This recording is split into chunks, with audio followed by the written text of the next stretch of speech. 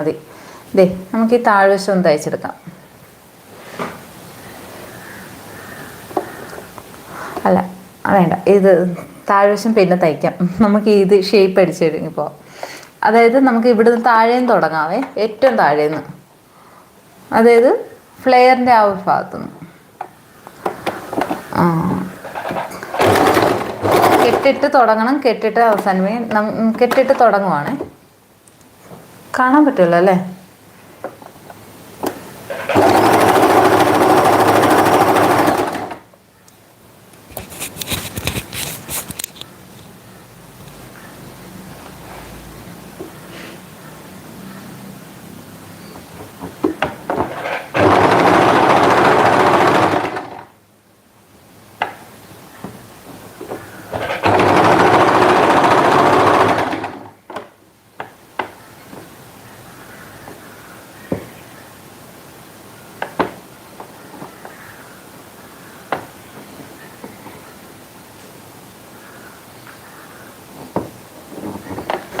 ഈ താഴത്തെ തുണി ഇതിനകത്ത് വരുന്നുണ്ട്, ഈ സ്റ്റിച്ചിനകത്ത് വരുന്നുണ്ടോന്ന് ശ്രദ്ധിച്ചോണേ.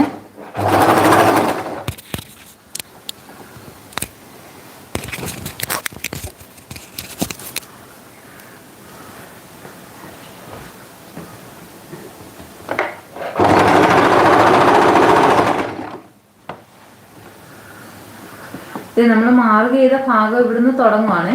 നമുക്ക് അവിടുന്ന്